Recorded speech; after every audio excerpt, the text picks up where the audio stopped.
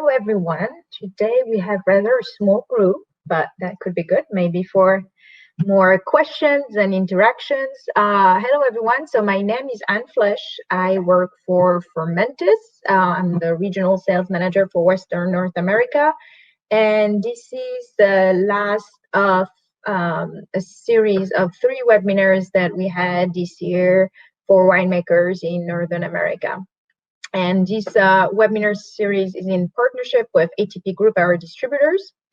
We had, like I said, 3 different webinars. We started with one that was focused on our easy-to-use product, mainly our easy-to-use direct pitch, no reinoculation yeast. We talked a little bit about fermentation management. Then on the second webinars, it was really focused on wine and aroma, yeasts, wine and aromas, and we were really looking more into white wine and rosé and how to optimize this. And the third webinar, it's really meant to be complementary for those of you that have seen the whole series. And the idea there is to focus on red wine and the different tools that you might have available in order to improve the phenolic profile of your wine when it comes to yeast selection, functional products. And the idea behind this is really to explain to you the science that is behind all of this, but also obviously introduce you to some products and explain to you the nature and how they work and how you can apply this at your winery. All right, we have with us my colleague Jose Pizarro. You can see him in the chat. Jose is going to be the moderator of this session. He will, if you have a question, feel free to just type your question in the chat. And if it looks like it makes more sense for him to ask me to answer the question, he will. If not, he will keep the question for the end of the presentation, and we can have a Q&A at that time. All right, let's start. If I can move the slide. All right, why this webinar? These are the type of questions that we receive at Fermentis when it comes to choosing the right product for your red wine. It could be, is this a good strain for my Pinot Noir? I have a lot that has color issues, stability. What can I do to help? Or my wine doesn't have enough mouthfeel as much as I wanted. What are the tools available? When is the best time to add this product in order to help with color? Or my wine is too tannic. What are my options? These are the type of questions that are linked to phenols or in the structure of your wine that yeast and yeast derivative can help you with. All right, just so I have a few introductory slides just to make sure we all use the same vocabulary and you understand what I mean when I say wine structure, for example. What defines red wines? Pretty obviously, I think there are 3 big axes. The first one is aromas and flavor, and that's going to be linked to the grape varietal, the fermentative aromas, aging aromas. We're not going to focus on is there audio? Are you not hearing me, David? Maybe just type there if you can hear me. Maybe some other people cannot hear me. Feel free to reach out if you can't. So we're not going to focus on aromas and flavors today because we're really focused on this last week. And then we have the wine body, what we call the body of the wine. And I think we can, for red wine, define it with 3 different axes. That's how you can see it in the literature, at least. You have the acidity of the wine that is balanced with the astringency and the roundness. And on the third axis, you have wine color. And of course, it's very important. We are humans are very visual beings. And when I'm going to talk about structure, really, I'm really going to link mainly the astringency of the wine and the color. And here it's what I'm going to call the structure, and we're going to talk in this webinar about astringency, color, so structure, and roundness. And we're going to talk about all of the different tools that can help you play with this and tune your wine. All right, for those of you that were not at the previous webinar, this is just an introduction. I apologize for those of you that have heard that a few times already. I wanted to make sure that we all know who everyone is. So I'm Anne. I work for Fermentis. Fermentis is a business unit part of a larger company called Le Saf. Le Saf is one of the larger key global international player in fermentation, mainly production of yeast and yeast derivative for all types of different industry. We have production sites all around the world. We have it's a quite old company, 170 years old of experience. R&D centers, I believe everywhere, mainly in Europe for our wine segment. So a quite large company with a lot of expertise. At Fermentis, we are a business unit for dedicated to beverage fermentation, which means we have products for wineries, breweries, distilleries, cideries, and so on. And of course, we have selected and developed a whole portfolio for winemakers that is distributed in Northern America by our partner, ATP Group. ATP Group also has a full catalog of phenological products, equipment, chemicals, and for the yeast derivative, nutrients, functional product, and yeast, they carry the Fermentis portfolio. All right, that was my introduction to make sure we all knew everyone involved there. All right, so what tools do we have at Fermentis that that can help you, and which ones are we going to focus on today? So we have yeast, and mainly active dry yeast for to ferment efficiently. We have fermentation aids and functional products that are two categories that are yeast derivatives, so fraction or portions of pretty much dead yeast. So fermentation aids are going to help you increase fermentation performances, and we're not going to talk about this today. I think we extensively talked about it in the first webinar, and anyone who wants the PDF of these previous webinars is welcome to ask. And functional products. Functional products are yeast-derived products that were selected and produced in a way to help you enhance or preserve the quality of the beverage. It could be prevent oxidation, improve color, improve mouthfeel, remove harsh tannins. So lots of different use of yeast, and we'll get to that today in details. All right, what is today's agenda? Today's agenda, we have, just like the previous weeks, 3 big chapters. The first one, the way I wanted to build this is the first one is really understand the science. So it's going to be the part that has the most theoretical content. We're going to talk about the basic of wine structure, things that, lots of you winemaker might be aware of, but, make sure that we all have the same basic knowledge for this presentation. Then we're going to talk about how yeast and yeast derivative can impact the color, the tannin, the mouthfeel, and the clarification. So on a theoretical point of view. And then what is the best time to make additions for these targeted actions in your wine. The second part is going to be on yeast and how much yeast is a great tool to improve wine structure and mouthfeel. And in that case, we are going to talk about a little bit more about Fermentis portfolio. We're going to talk about hybridization of yeast and how hybridization of yeast help Fermentis bring some very interesting yeast for the phenolic compound of your wine to the market. We're going to go through some trials that really shows the diversity of the action of yeast on red wine, mouthfeel, and structure.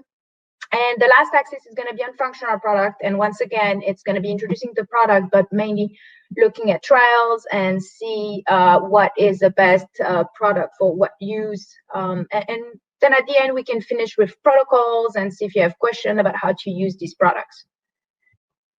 All right, understand the science.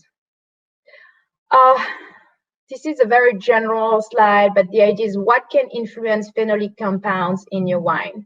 Obviously, there are two big axes here, the grape factors, so the viticulture factor, and the vinification factors. So when it comes to the grape factor, obviously, the main criteria is going to be the grape variety. You know, for example, we know that some varietal Pinot do not produce some specific anthocyanin, and that's going to completely affect the wine that you can produce, and the color hue, and obviously the choice of the grape, and then two other big axes, the climatic factors. We know that growing a grape, once again, if I keep the Pinot in Oregon or in California, is not going to give you the same phenolic potential. Sunlight is a big driver there.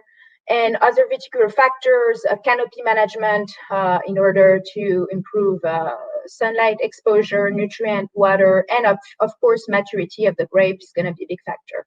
In the vinification factors, there are many things that can influence the extraction of the polyphenols from the skin, seed, or stem content. The biggest drivers are going to be the temperature of your must, the alcohol concentration, and the contact time. So that being said, the higher the temperatures, the higher the alcohol, the higher the contact time. As a general rule, the more extractions. And there are obviously a lot of techniques that you can apply at your winery to not only improve, but also modify the type of extraction that you're going to do. So from cold soak maceration, that, you know, is questionable when it comes to phenolic extraction. You know, there are a lot of contradictory information out there, but extended maceration, different cap management methods. The idea is to pretty much modify the time and the physical pressure with the liquid phase and the skin and the seeds.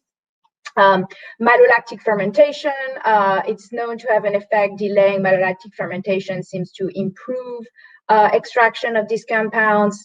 SO2, it seems like a high levels of SO2 help with extraction, but also high level of SO2 are going to have an effect on the color of the anthocyanins. So, and finally, yeast strain. Yeast strain is one of the tools that you have in order to influence phenolic compounds in your wine. And we are really going to focus, I'm going to use my pointer here, we are really going to focus on this aspect today, yeast and yeast derivative. All right, basic of wine structure. It's a little bit of a busy slide, but the idea was really to have everyone the basics of what molecules we're going to talk about. So when it comes to wine structure, you have two big family of molecules here. You have that are both flavonoids. You have the anthocyanins that are flavonoids with 3 rings. They are present in the skin, in the vacuole of the skin cells of the grape. Here you can see they're present as a monomer of anthocyanin.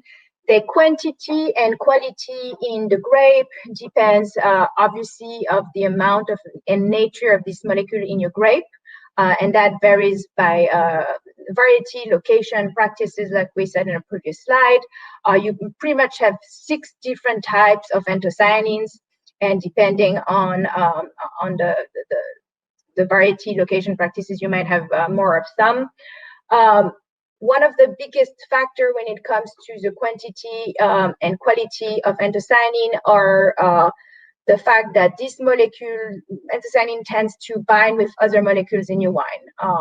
So there are different categories of molecules it can bind with. A category are called cofactors. Cofactors are molecules that are present in your wine that are not colored. And by binding the anthocyanins, they make the anthocyanin very stable. So you can, for example, have some amino acids like arginine. You can have non-flavonoid phenols, flavonols, and so on. And this is the principle called copigmentation. Then you have interaction of anthocyanin with tannins, and we'll talk about that very specifically in a few minutes. But and you can have a few practices that can favor the reaction of anthocyanin with tannins to produce these polymeric pigments. And we will talk today about some practices with yeast and yeast derivative that you can use in order to improve this. And finally, sorry, here you cannot read very well. It seems like the slide was cut.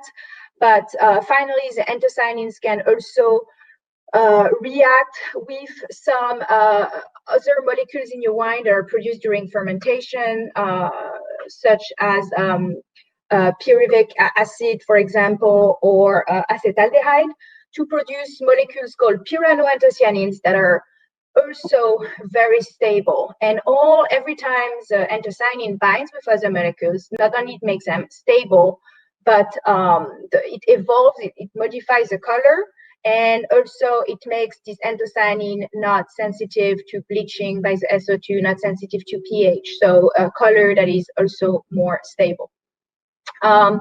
Second category, we have the tannins. Like you all know, there are two different types of tannins in winemaking. You have the hydrolyzable tannins coming from the oak that are present at lower concentration. We're not going to talk about this today. Oops, someone changed the slides for me. All right. And then you have the condensed tannins that are grape-derived that come from skin, seeds, or stems. Tannins are a repeating unit of flavon 3-ols, but it's a very heterogeneous group of molecules, a very different stereospecific nature, hydroxyl group, and it makes them very different in their perception in the mouth. So the quality of the tannin is pretty much going to be dependent on the nature of the tannin, the reactivity of this tannin with protein. The more reactive they're going to be with protein, the harsher they're going to be, and if they're less reactive, they're going to be more subtle. The polymerization level, you can see that tannin can polymerize in different units, and it's called the degree of polymerization, DP. You can have pretty much in tannin between 3 and 83 units. So the longer the chain, it's usually more associated with softer tannins, and the shorter the chain of tannins, like in seeds, for example, it's going to be more bitter, harsher. So the degree of polymerization is really going to affect the perception in your mouth. Tannins can also associate with other molecules like anthocyanin, and that's going to affect the perception, but they can also associate with, for example, polysaccharides from the yeast, and that's also going to affect the quality. And so this is pretty much tannin and anthocyanin, and like I said, they can react together to create what we call polymeric pigments. And here you can have an example of what a polymeric pigments. It's a pretty short one, so only 5 degrees of polymerization, but the ratio of anthocyanin and tannin in your wine and the level, the amount is going to eventually give you the amount of polymeric pigments that you're going to have. And so it's important to have the right ratio, because whichever is going to be limiting is going to limit the amount of polymeric pigments. Polymeric pigments are highly stable. They help you modify the color in the right way, and they're going to impact the mouthfeel, makes the tannin smoother. So there are a lot of winemaking practices, including the choice of yeast, for example, yeast derivative, that are going to improve the amount of polymeric pigments that you're going to have in your wine. So So it was a long slide, but the idea was really to give just a general idea about what are we talking about in terms of molecules here.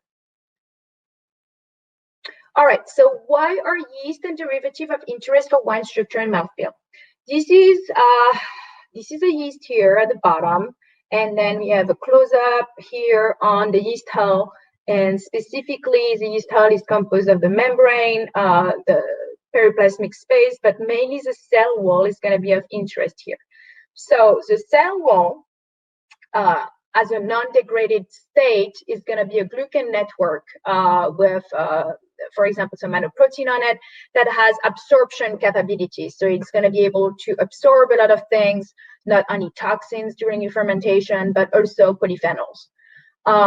If you degrade this, and for example, when we produce yeast derivative, we can degrade the yeast and the inactivated yeast in order to make these polysaccharides and these nanoproteins soluble. And once they are soluble, they're released in the wine, and they're going to have a colloidal effect on the polymeric pigment, for example, and they're going to help them be stabilized in the wine and help with roundness and mouthfeel. Also, the yeast itself in your wine is going to progressively release this nanoprotein, and that's going to define a lot on for each yeast strain and how it's going to affect your wine. But we look at more visual examples later. And in the cytoplasm of the yeast, you have mainly you have a lot of proteins, especially concentrated in the vacuole of the cell. And at medium to non-degraded states, the yeast is producing some native protein that have really strong fining abilities. Remember, the tannins is a category of molecule that is going to react with proteins. And so we found there is a lot of science out there that shows that yeast are releasing this native protein in the wine. And this is the reason why when you age on yeast, has this fining capability is one of the reasons. This is going also to help with astringency. Also, if the yeast is degraded, itself by autolysis, or on our end when we produce a yeast derivative, the yeast is producing small peptides that have been proven to have a sweetness power, and this can be excreted by the yeast and really bring some mouthfeel to your wine. All right. So looking just specifically at the wine structure, so tannin and anthocyanin, what's going to be the effect of yeast and yeast derivatives? So positive effect, remember, releasing of polysaccharide as colloidal protector for polyphenols and polyphenol complexes. And also, yeast are going to produce molecules that are going to favor the production of this pyranoanthocyanin, highly stable tannin. So yeast are going to produce acetaldehyde, are going to produce pyruvic acid. Some yeast specifically are going to form a vinylphenol, and all of these molecules can react with anthocyanin and make this pyroanthocyanin very, very stable in your wine. On the negative side of how the yeast can affect your wine, well, remember, the membrane of the yeast can absorb polyphenols, and that's a counter effect of the nanoproteins being released in the wine, and that's very strain dependent. And once again, the yeast can release protein in your wine, native protein that's going to find the wine from tannins that could be wanted or unwanted. And all of that together is going to make that you're going to have a difference in tannin, anthocyanin, and polymeric pigments altogether, both quality and quantity. All right, so illustration of what I was just saying. Here you have the effect of color of a yeast that's in your must. You have a yeast cell, and you have the nanoproteins here on the cell wall, and you can see that once the nanoproteins are reactive, they can really they can fix the tannin and the anthocyanin complexes.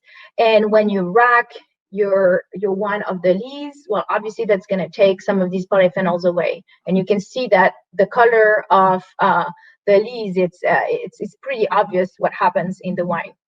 And the counter effect is some yeast have more or less the ability to release this manoprotein. When it's released, it's going to coat the anthocyanin and tannin complexes, and at the opposite, stabilize it in the wine. So this is very depending on each yeast genetic.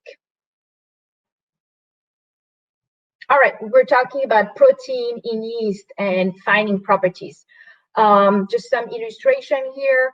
What is a basic fining principle, at least with protein? You incorporate a high molecular weight protein, that's going to be here, the yellow circle, and it's going to react in your wine with particle colloids that have a negative charge to make them unstable. So here you have a protein reacting with very reactive tannins. This is going to be insoluble, and when you're going to rack your wine, you're going to pretty much getting rid of these harsh tannins. By doing that, you're going to improve clarity, filterability, stability, but also tasting feelings. And the yeast can release this naturally in your wine, but also us as producer of yeast, expert of producer of yeast derivative, we can go and really selectively extract, select and go pick native protein inside the yeast in order to bring it to you as a functional product. And so here you have the fining. How do we measure the fining efficiency of a molecule? And here we compare two different yeast protein extract, 1 and 2, with albumin. And here you can see the fining timeline in minutes.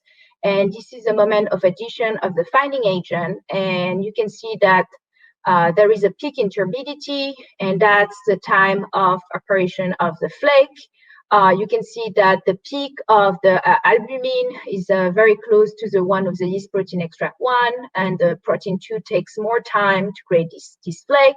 And then you have the sedimentation time, which is the time for these unstable complexes to sediment. And all in all together, you can see that compared to albumin, the yeast extract, protein extract 1 has a same type of timeline when it comes to fining efficiency. And here you can see the yeast protein extract that we have selected for fining abilities compared to gelatin, for example. You can see that it's a high molecular weight protein that has a high ability to find tannins in your wine. All right, and so we talked about yeast and structure. Now we're going to focus on mouthfeel. You're going to see that all of this is really linked, obviously. So once again, yeast are releasing proteins, their fining ability, and that's going to reduce the astringency. So astringency decrease.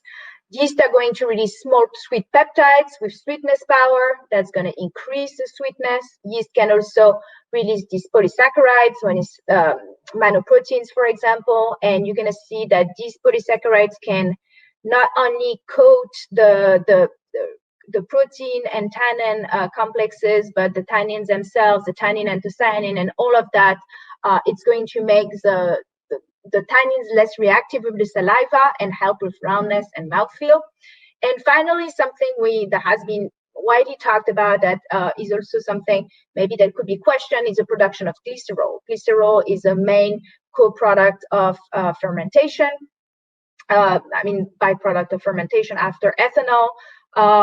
And it is proven that it brings roundness.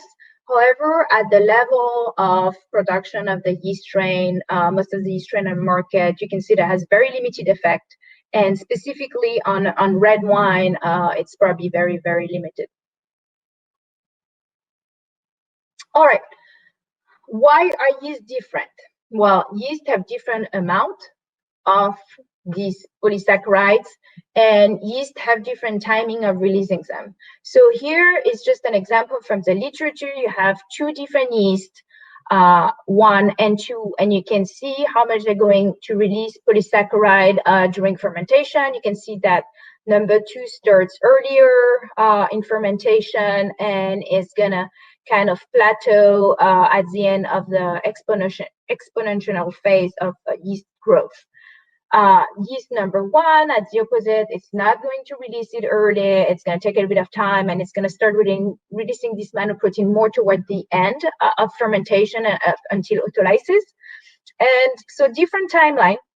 Why is that? Well, the action of releasing this manoprotein is driven by an enzyme, the beta-glucanase enzyme, and that's going to be produced at different time by the yeast. And there are different things you can do to amplify the release of these manoproteins, of these polysaccharides.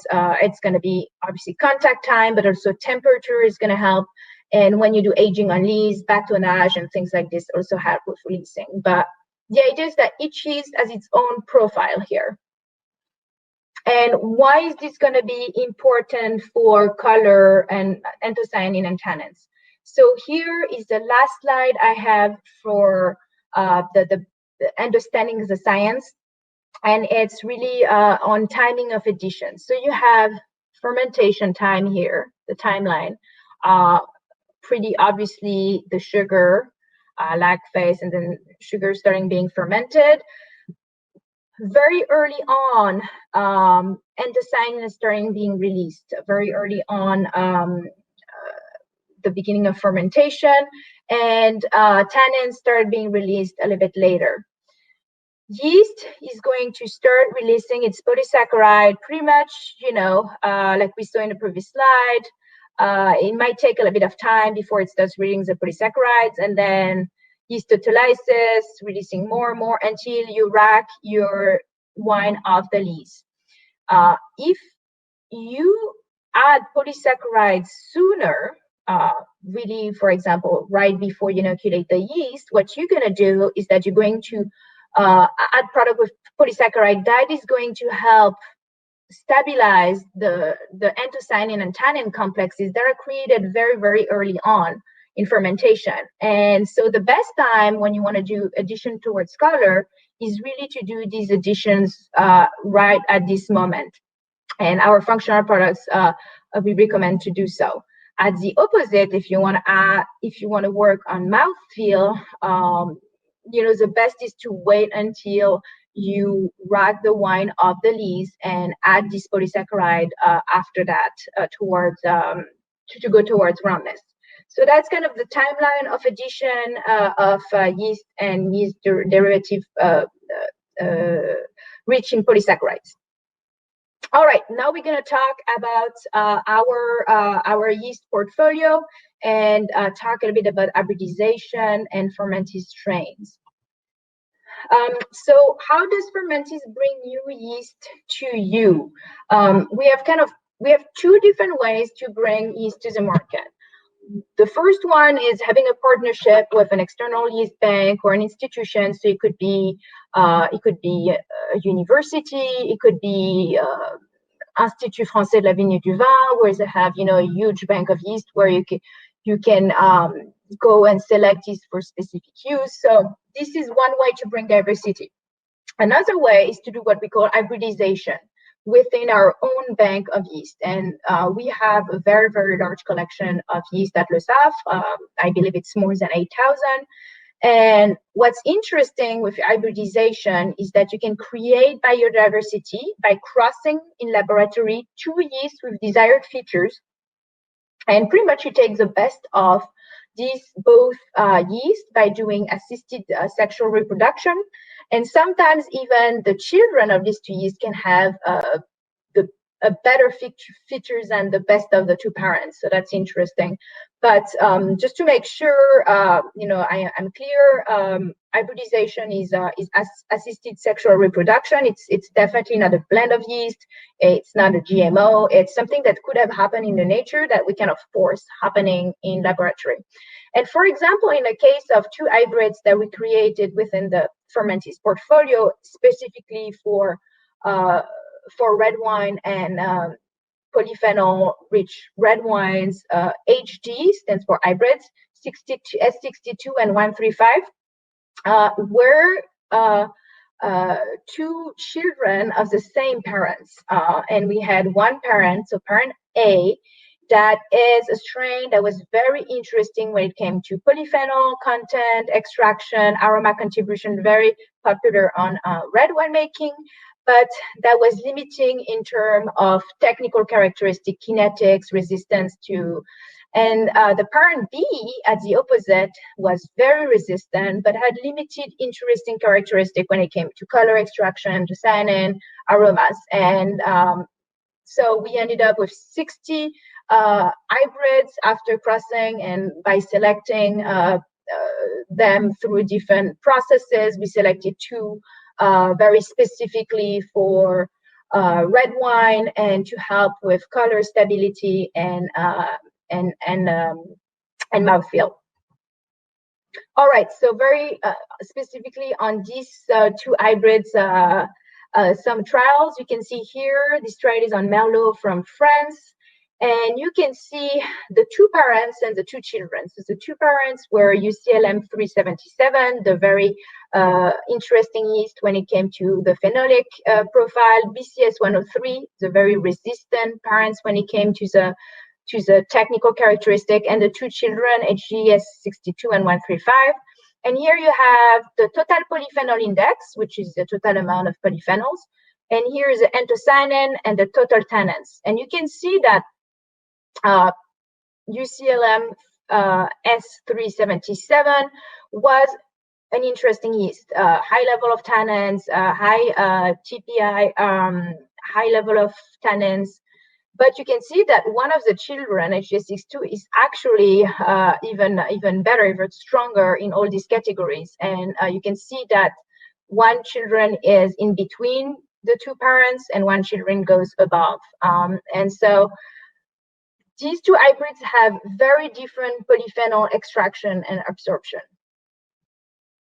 They also have very different color stabilization. So here you can see 2 analyses, one post-malolactic fermentation, one post-bottling, and you have the different spectrum of the colors. Here you have, sorry, it's in French, I should have translated. This is going to be the A-axis, so that's the red. Here you have the yellow, so jaune, yellow axis. And we have different strains here. We have the parents, 1 and 2. I put the color code here. Where we have what we call the TEM1, which is a reference. It's SC22, so it's our version of the Davis 522 strain, which is kind of a reference when it comes to color and color stabilization for example, Bordeaux varietal. And you have also another hybrid there. But what you can see is the reference, SC22, is very stable. The color between post-MLF and post-bottling is pretty much not moving.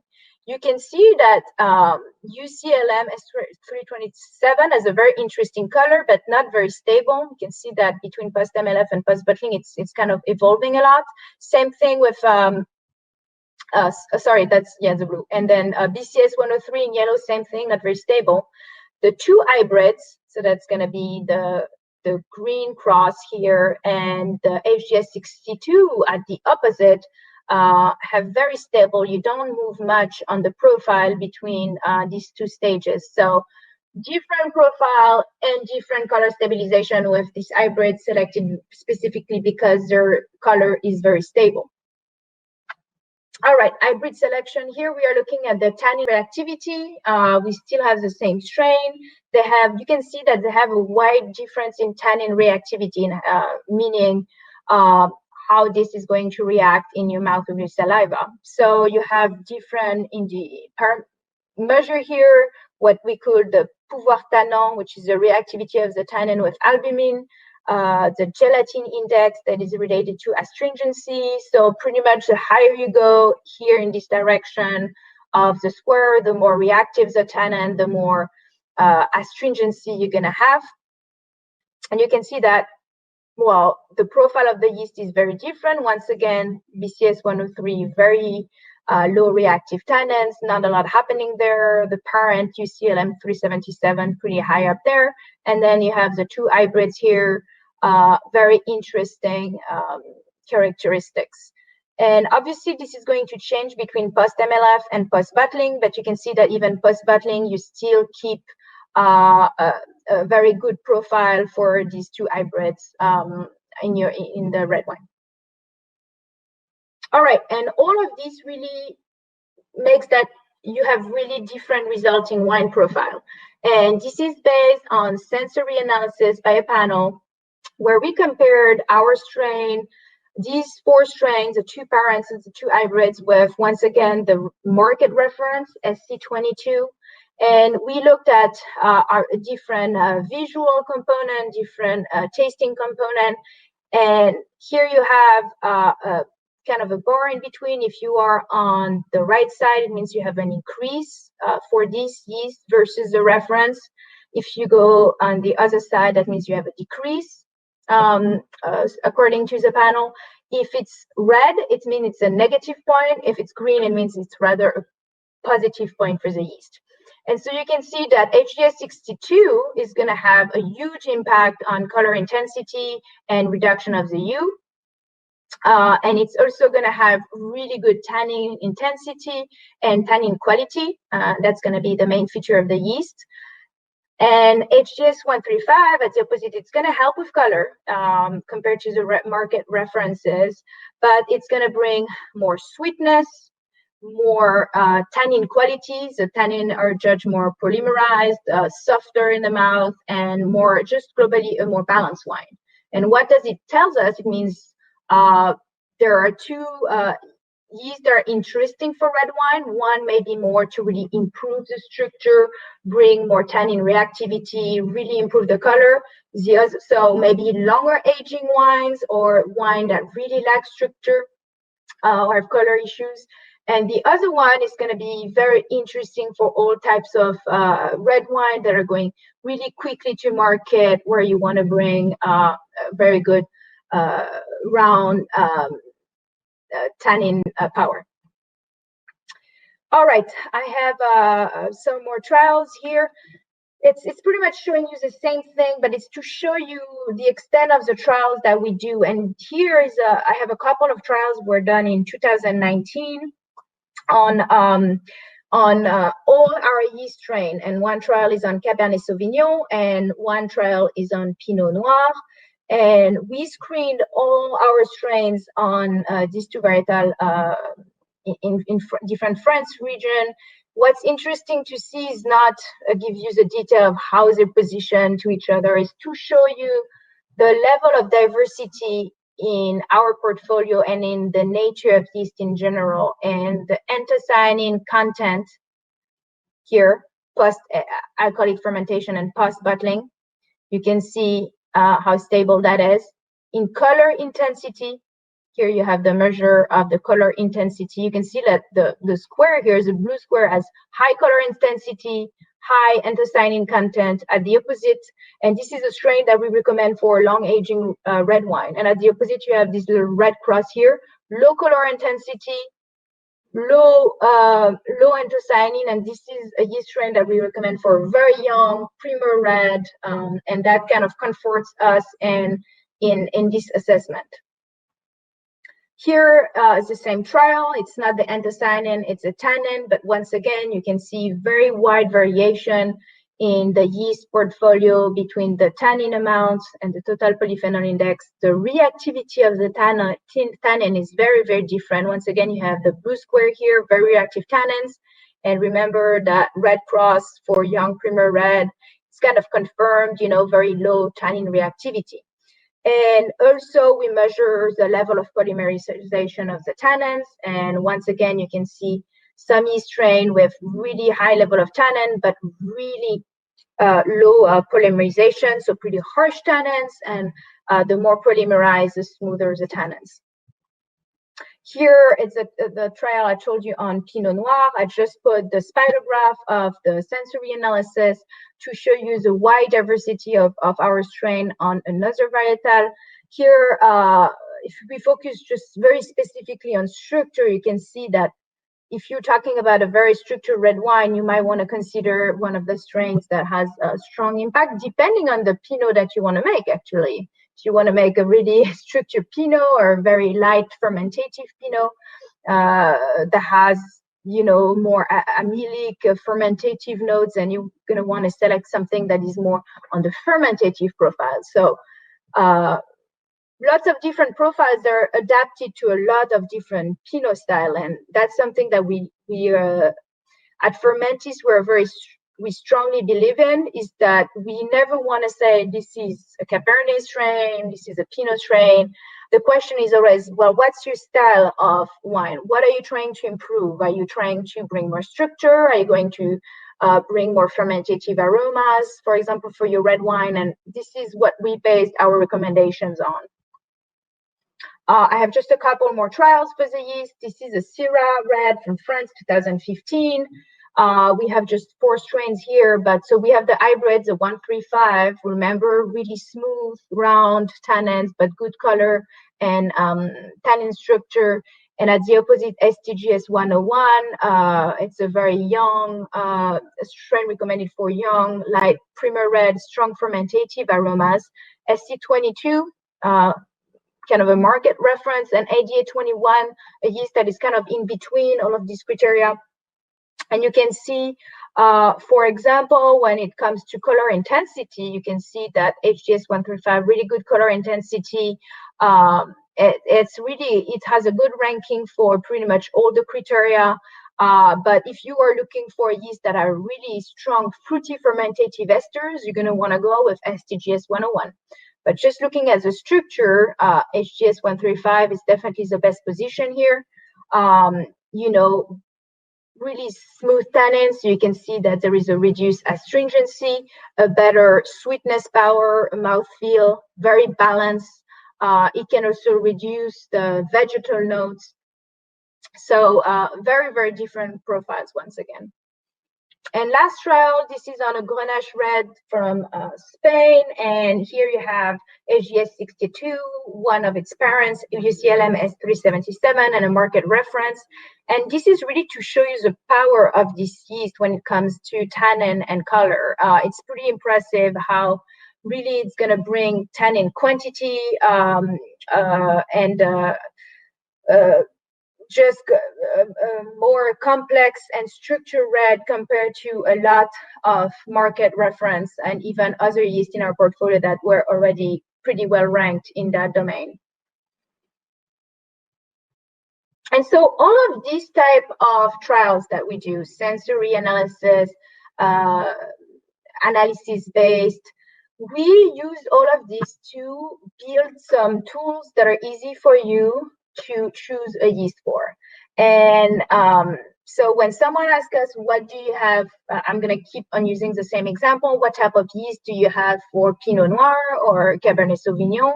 First of all, the answer is going to be very different region by region. But so most of the time, the type of question where what are you trying to improve?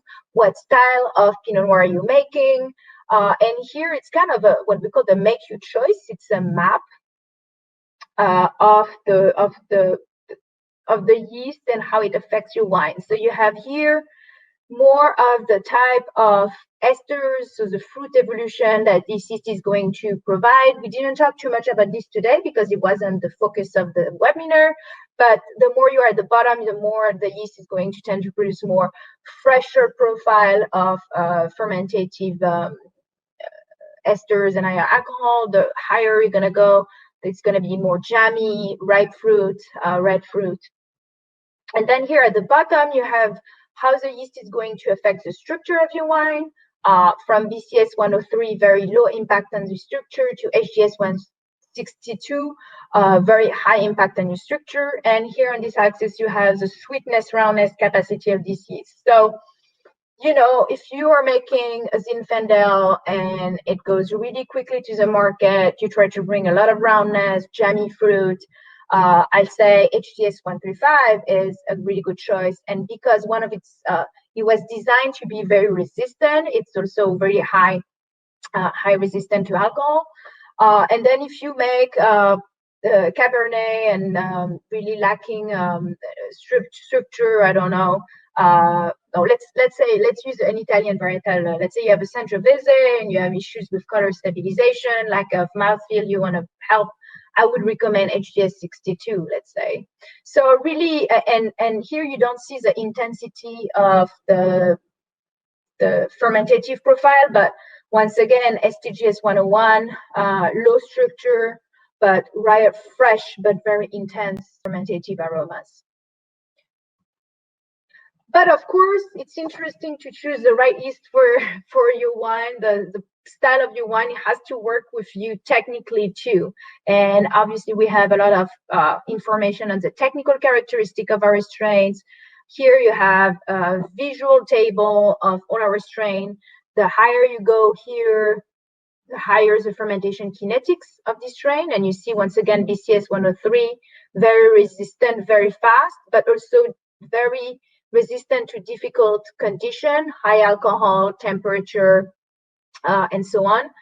And the lower you go, the less resistant and the slower the fermentation. You can see that BCS 103 is going to be very fast, very resistant. UCLM 377, to keep using the same yeast we talked about, very slow, very moderate, even though he had an interesting profile. And the hybrid really were selected because they were still very, very resistant, still strong and fast. And then you also have the amount of nitrogens as they need. 1N needs little amount of nitrogen. You can see 1N for the hybrids when really UCLM needed 3Ns, meaning more nitrogen. But yes, so obviously you also want to make sure that you select a yeast that technically works for you for what you want to achieve at your winery. And that brings me to the last chapter, functional products that can complement yeast work. So when someone asks about improving yeast color, mouthfeel, I think my first advice is to choose the right yeast that works for you. And if that doesn't do enough, then add in the mix some different tools. I know you have a lot of different tools that can help that are not yeast or yeast derived. You have some specific techniques, microoxygenation, use of tannins, and so on. But yeast-derived products are definitely another good tool to use for this purpose, and it can be actually in conjunction with other methods that you're using. All right, so this is a portfolio of functional products that we have for winemaker for red wine. I kind of excluded here the functional products that we have for white wine and rosé, and you can see that we have here 4 products. And here we have a simple pictogram of the nature of the product. You have SPRINGCELL Color and SPRINGCELL Color G2 that are inactivated yeast or a blend of inactivated yeast with yeast hulls. And what it means here is this is a yeast that has been inactivated, really selected for a really good content in polysaccharides, and that you can add before the beginning of fermentation. Remember, and it's going to really liberate very slowly these polysaccharides in your wine, in your fermenting wine, and that's going to help really stabilize the tannin and anthocyanin complex as soon as they're released. So slow release of these polysaccharides for both these products. G2 means generation 2. It's the newest product that we have, and it's a new version where we selected another yeast, another process of producing it in order to improve the action versus the SPRINGCELL Color. Then we have SPRINGCELL Mano. SPRINGCELL Mano, it's a preparation of yeast hulls. So pretty much we go from a yeast cream, we inactivate the yeast, we extract all the intracellular content, and then we centrifuge. Then we have yeast hulls that pretty much have these manoproteins and polysaccharides on the outside. We thermically pre-cut these polysaccharides so that they're available really quickly when you use the product. And so this type of product is going to release the polysaccharide really quickly, and it's really more dedicated to be used at the end of fermentation, after you rack the wine of the lees to tune your wine more on the mouthfeel side. So remember the timing of addition. This would be after fermentation, quick release of the polysaccharides. If you are allowed, I don't know if everyone is in the same country in this webinar. If you are allowed in your country, you can use it very late in fermentation, very late in the winemaking processes to tune your wine until the last minute. Here in the US, you have limitation. This type of product has to be used before you declare your wine. And then the last product is Spring Finer. It's a fining agent. And remember, I introduced that when we talked about protein and fining property. We went to select a high molecular weight protein from yeast in order to provide to you a fining agent comparable to gelatin or albumin that would have very comparable efficient effects on clarification with extra benefits that we'll talk about a little later. But you can see that all of these products are going to act on roundness, clarification, color stabilization, antioxidant properties, because we've seen that yeast is a complex topic and it releases a lot of different things. But you can see that also some products were really specifically selected for specific use. If you compare SPRINGCELL Color and SPRINGCELL Color G2s, they're both going to have effect on roundness, but mainly color stabilization. And you can see that SPRINGCELL Color is improved versus G2 versus Color. Springs Finer, really big effect on clarification, but obviously by removing astringent tannin, also on roundness. And finally, SPRINGCELL Nano, really targeted toward roundness, especially if used at the right time after fermentation. And this is a trial that actually display all our products that are polysaccharides based on red wine. So let me try to kind of explain what we have here. We have a control that has no addition at all. We have a product that has SPRINGCELL Color addition at inoculation. We have SPRINGCELL Color addition at inoculation, and then we have SPRINGCELL Nano that has been added at inoculation, so which is not our recommendation, but it was just to compare all products in the same protocol. And then we look 5 months later. We analyze all the results with a bunch of sensory analysis, phenolic profile analysis, and that gives you a huge amount of data that is actually pretty hard to analyze.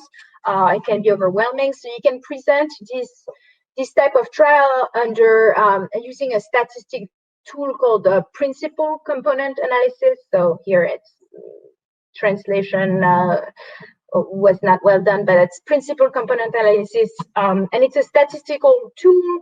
And it's a way to bring out strong pattern out of a very large and complex data set. And so it's an easy way to visualize all of this data that we use to create this graph that you can read later if you're interested. And you can see you have two different axes. You have the tasting feelings, and here you have a difference in percentage. This is a percentage, and then you have intensity and color stabilization.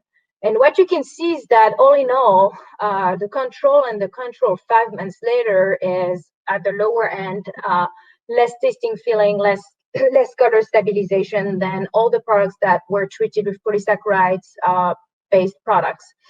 Obviously, you see that generally speaking, the way it evolves with time is that color stabilization and intensity tends to improve with time when the tasting feeling tends to decrease with time.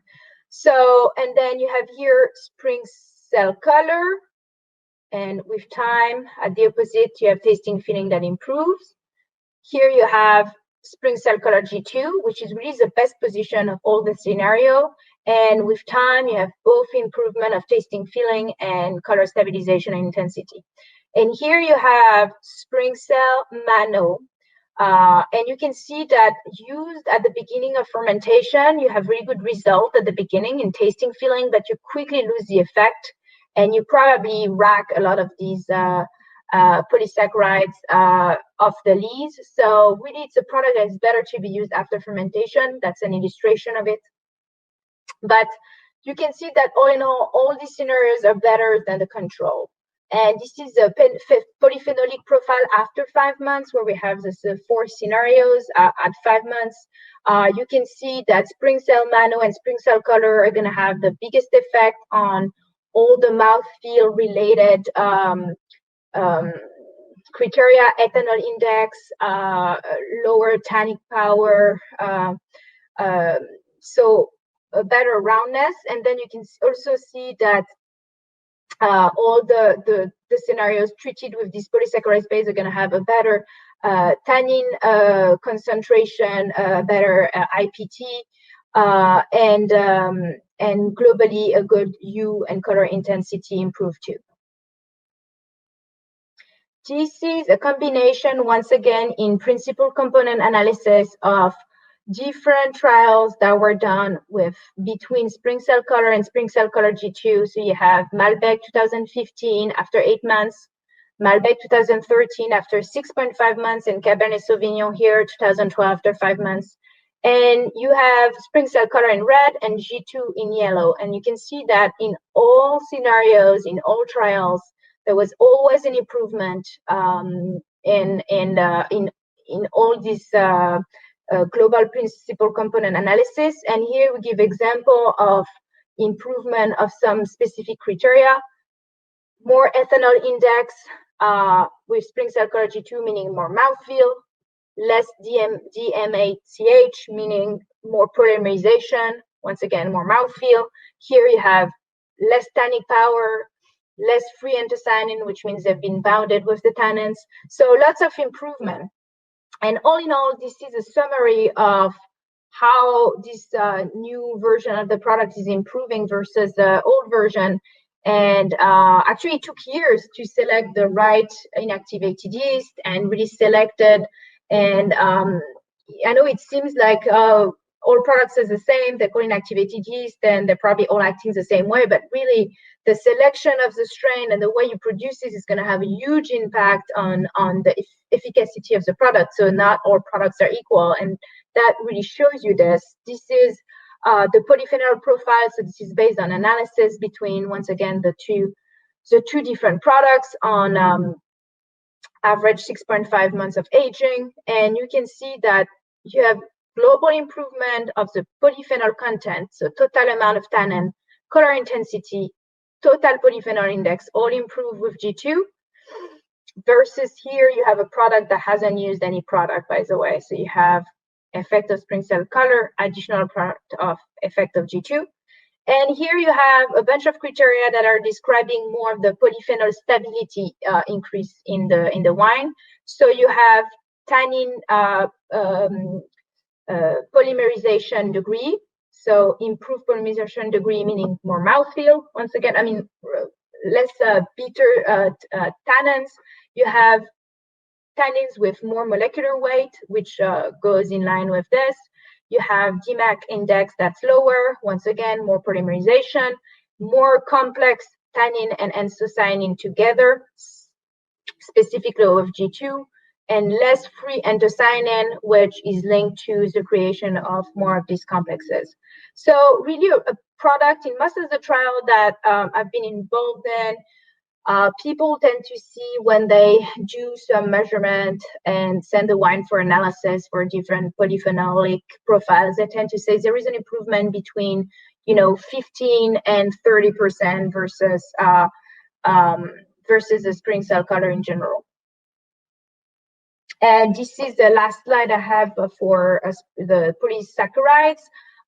Once again, this is the organoleptic profile of G2 versus SPRINGCELL Color, and you can see once again improvement in ethanol index, so mouthfeel, tanning power, but also aromatic quality. So all in all improved.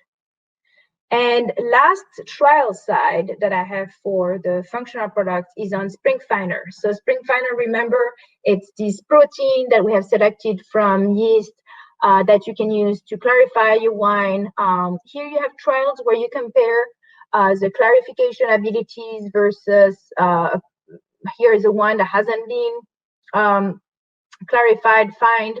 And then you have albumin here, 5 grams per hectoliter, gelatin, 6 grams per hectoliter. You have SPRINGFiner in pink. And here you have the final turbidity, so you're really in line with the albumin.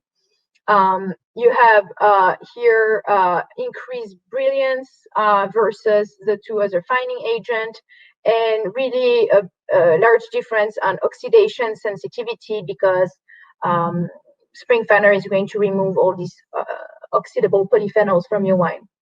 And so all in all, when you look at the organoleptic profile When spring finer is used on red wine, you have usually a better, it's always the same descriptor, usually a better fruitiness expression, with less vegetal notes by removing the harsh tannin, and usually a better intensity of the aromas.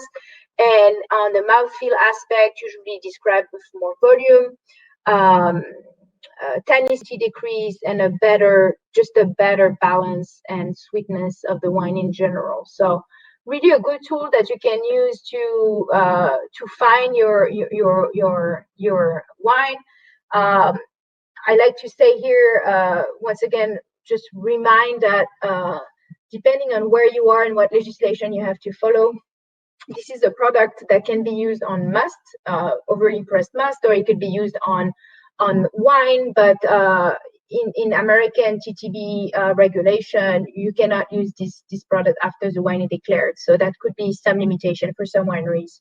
Some other advantages of this product, it's non-allergenic, so you don't bring an extra thing to your wine, such albumin or gelatin.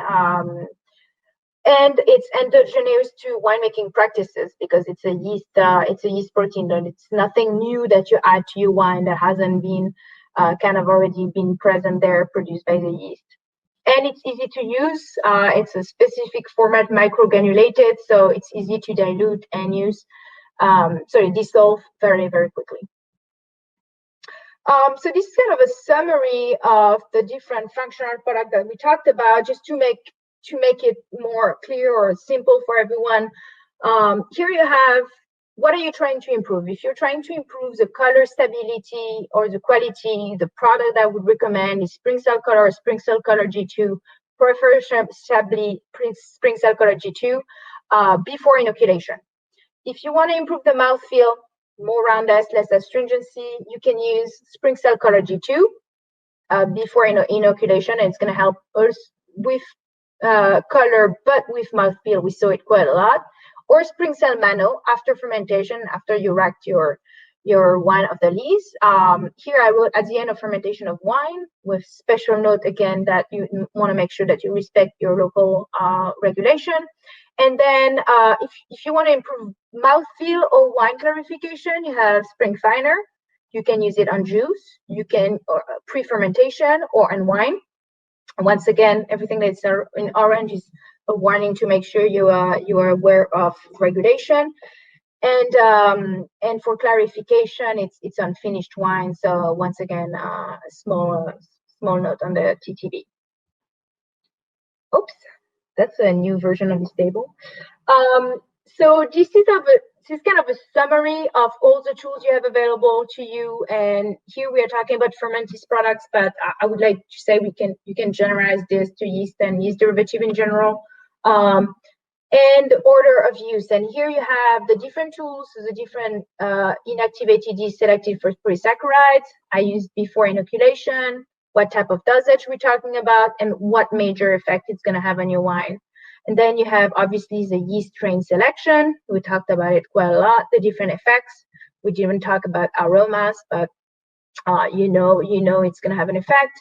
The fermentation aids, here we didn't talk too much about this either, but it's also a tool, and it's mainly going to help on aromas. And then you have SPRINGCELL Mano, post-fermentation, and spring finer even later if possible. So this was kind of an overview. My idea was to show you a little bit of everything. At Fermentis, we have protocols. And don't hesitate to ask ATP or to ask Fermentis for our protocols. Usually, they are more towards styles of wine rather than varieties. So, for example, here you have a protocol for elegant and structured long aging red wines. We have a recommendation of yeast. Then we have recommendation of nutrient addition, different calculation for dose, dosage instruction, fermentation temperature, oxygen supply. Some recommendation on malolactic, and end of fermentation to improve mouthfeel. So we have a lot of different things there.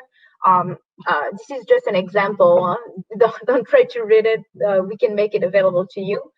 We also have protocols by one varietal. And in that case, you can see that we recommend, for example, 3 strains. And for each of them, we're going to say, what different style it's going to give you. So STGS 101 on Pinot Noir, light and fruity with strong amylic and fruity ester, Primeur Noir, potential thermal vinification, cold pre-maceration or carbonic maceration. HGS 135, fruity, full body, smooth, and short release time Pinot Noir. HGS 62, fruity and young one requiring structure enhancement, tannin, and anthocyanin extraction. So you can see very different profile of Pinot Noir, and you can make your choice and then you follow the rest of the protocol. Sometimes the instructions are similar when it comes to fermentation temperature, but you can see that, for example, the dosage of SPRINGCELL Mano, we might recommend different dosage based on the yeast that you chose. So that's about it. Feel free to reach out if you want these protocols. I'll be happy to send them to you. I think this is my last slide, and it's also the last of the 3 webinars. So I thank you for attending the series or one of the webinars. I guess the main key message that I had today is yeast and yeast derivative are a really great tool for red wine, and especially focus on polyphenolic profile. And so feel free, if you have any question at this time, to type them, or if you have any comment or anything at all. Thank you.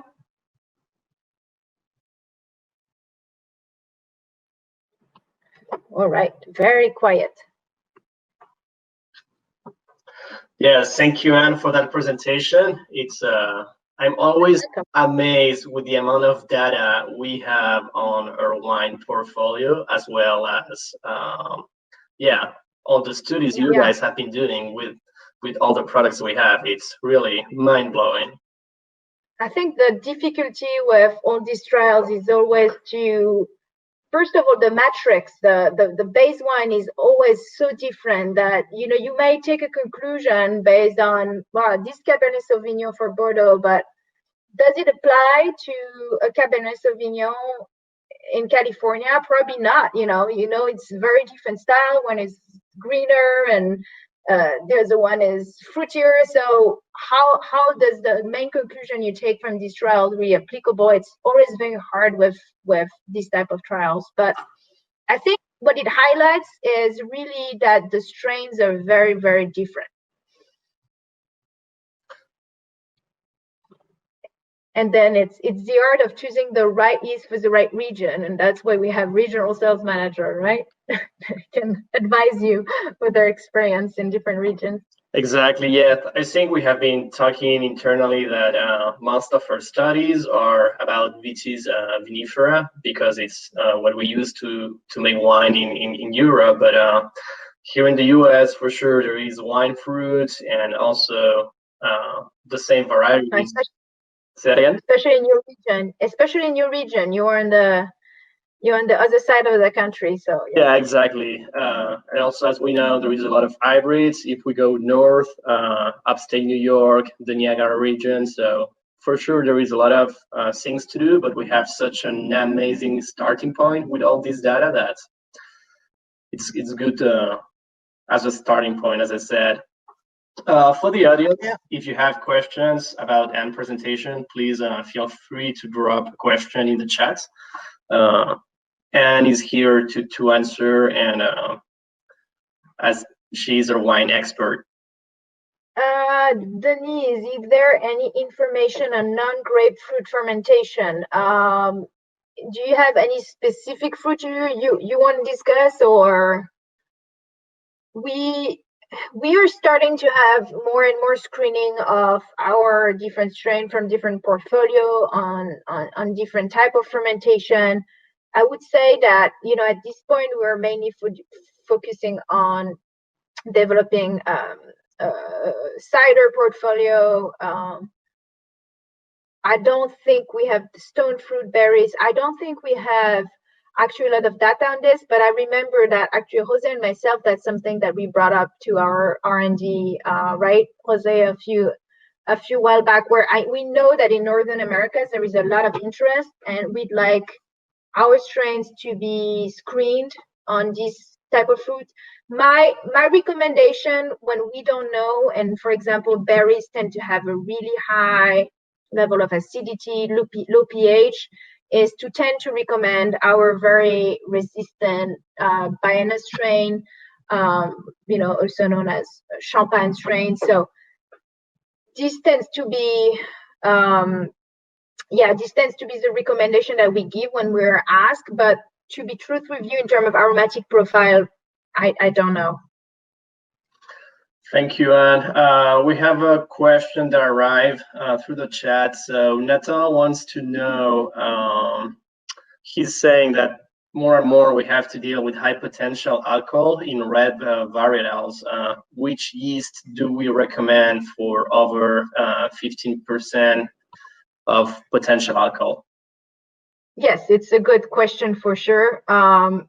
So we have a lot of different options that work with this. First of all, the newest yeast that we bring to the market, or coming from external bank or coming from hybridization, that's a criteria that we take into account. We really try to bring yeast that are resistant to high level of alcohol for the wine style they are targeting. Obviously, we have strains that are very high level of resistance to alcohol, such as Saccharomyces baianus, like BCS 103, VR44. That in our documentation we say BCS 103 18%, alcohol, VR44 16. We know that this is not a clear line, a clear data. The more you're gonna be gentle and take care of your yeast, brings the right nutrition program, follows the temperature, the more you're going to be able to push these strains. So 18, we have seen BCS 103 going higher than 18, and then the hybrids in our documentation, the AGS 135 and 62, we say more than 15%, and I have clients that push these strains to 17.5%, to tell you. So really, there are the two hybrids for red wine and a good choice, BCS 103, VR44. All of these are good options for high alcohol.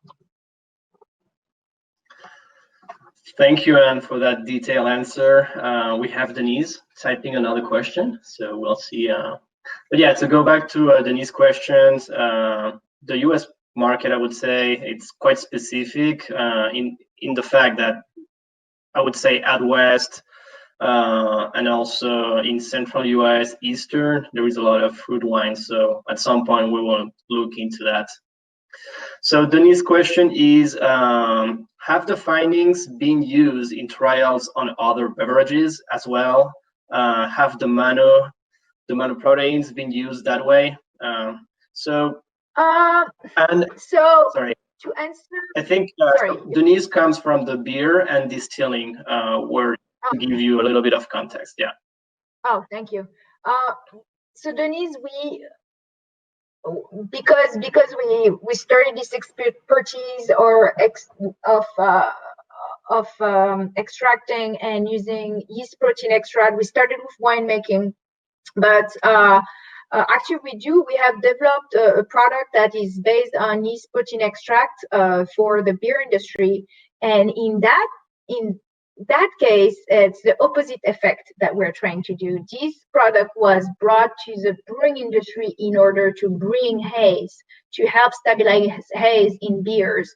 And here it's the opposite of the finding ability of this protein. The protein is binding with the polyphenol in the beer that are a smaller molecular weight, and it stabilizes the haze in the beer instead of having the sedimentation of the complex. So yes, we use this product, but in that case it's for this type of product, but for that case it's for another type of use, opposite effect. Mm-hmm.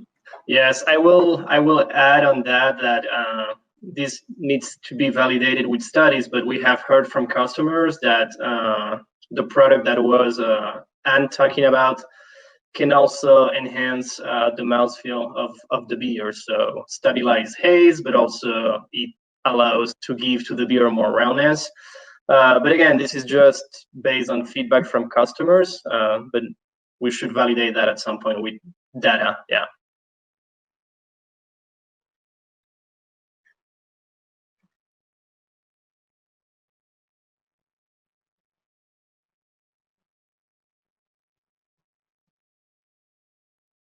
Yes, doesn't need PVPP now. Even a top pace. Well, maybe we can talk to you about this product in private, Denise. Yeah.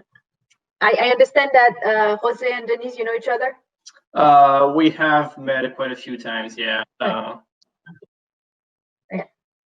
Yeah, Denise is a industry veteran from the beer scene and distilling scene. Yeah. For the other people in the audience, if you have a question, please let us know. I can see some familiar names in the chat, like Blair, for example, Ugo.